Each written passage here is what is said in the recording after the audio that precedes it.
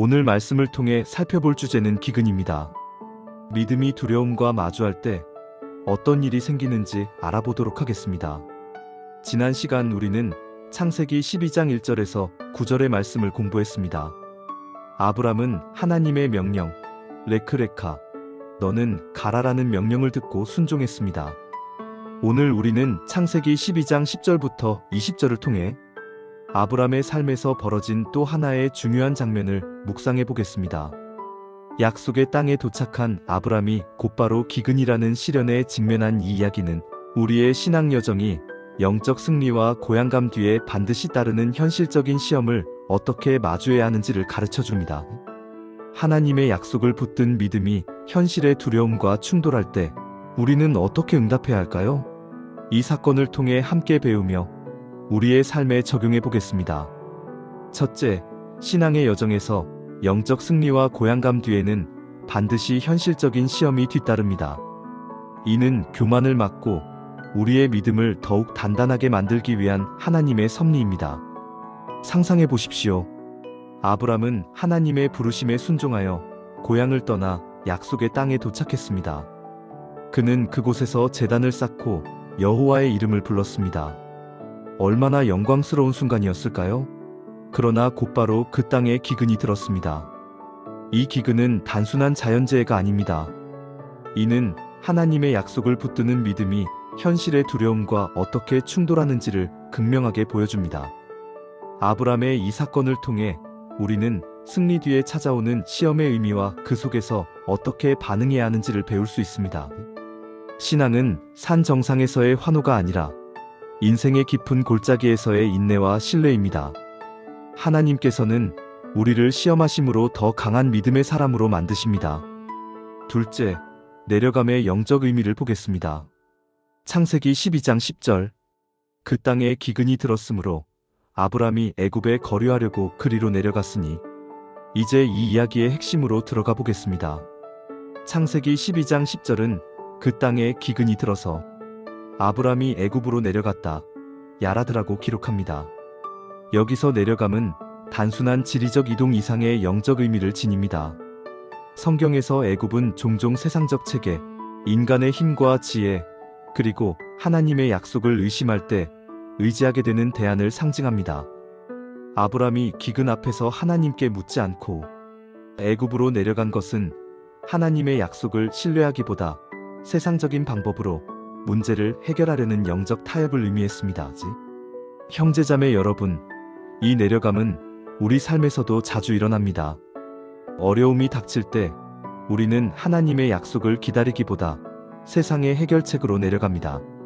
직장 문제로 스트레스 받을 때 기도보다 먼저 친구의 조언을 구하거나 세상의 방법과 공식을 따르는 것이요.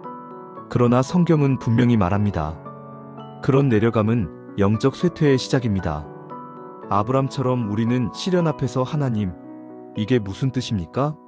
라고 먼저 물어야 합니다. 내려감이 아닌 하나님 안에서의 인내가 진정한 신앙입니다. 셋째, 두려움이 낳은 계략이 무엇인지 보겠습니다. 애굽으로 내려간 아브람의 마음속에는 믿음 대신 두려움이 자리 잡았습니다.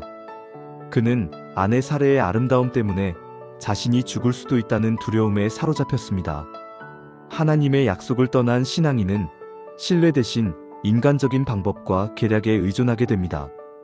그는 아내 사레를 누이라고 속이는 반쪽짜리 진실로 위기를 모면하려 했습니다. 이 계략은 잠시 그에게 안정과 부를 가져다주는 듯했지만 결국 바로의 집에 큰 재앙을 내리는 결과를 낳았고 이방 왕에게 책망받는 수치를 겪게 했습니다. 보십시오, 여러분. 두려움은 우리를 속입니다. 그것은 하나님의 약속을 잊게 하고 인간적인 꾀를 부리게 합니다. 아브람의 이 실수는 우리에게 경고합니다. 내가 죽을까봐라는 두려움은 하나님의 내가 너를 큰 민족으로 만들리라는 약속을 무시하는 것입니다. 우리의 삶에서도 마찬가지입니다. 경제적 어려움 앞에서 정직을 저버리거나 관계 문제에서 거짓말을 선택할 때 우리는 아브람의 길을 걷는 것입니다.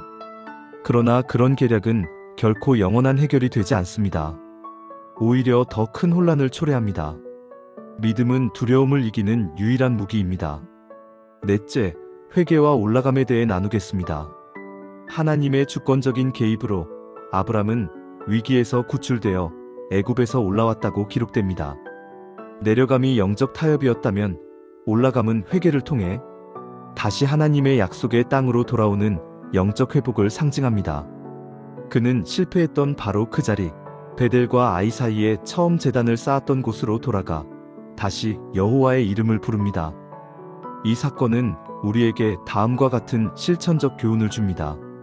첫째, 시련 속에서 하나님의 뜻을 구하라. 어려운 상황을 피하기 위해 세상적인 해결책으로 내려가기보다 그 자리에서 하나님, 이 시련을 통해 제게 무엇을 가르치기 원하십니까? 라고 질문하는 자세가 필요합니다.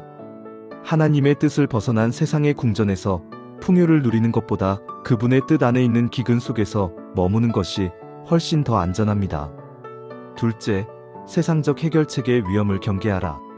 아브람이 애굽에서 얻은 재물과 여종 하갈은 당장의 문제를 해결해 준 것처럼 보였지만 훗날 롯과의 갈등과 이스마엘을 통한 가정의 비극이라는 더 큰 갈등의 씨앗이 되었습니다. 신앙의 타협을 통해 얻은 세상적 이득은 반드시 더 큰 영적 대가를 치르게 합니다. 셋째, 실패는 끝이 아닌 새로운 시작이다. 아브람은 실패했지만 넘어진 그 자리에서 다시 제단을 쌓고 예배를 회복했습니다. 우리의 실패는 영적 여정의 끝이 아닙니다.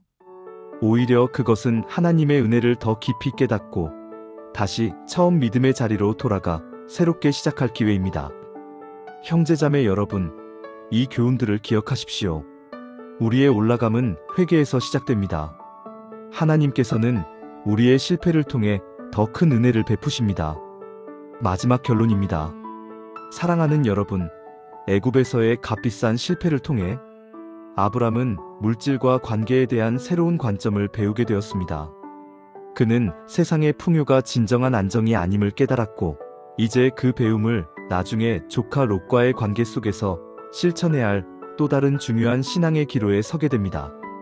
이 사건은 우리에게 말합니다. 어려움과 시련은 하나님의 학교입니다. 두려움 대신 믿음을 선택할 때 우리는 더 강해집니다. 오늘 여러분의 기근은 무엇입니까? 그 속에서 하나님을 신뢰하십시오.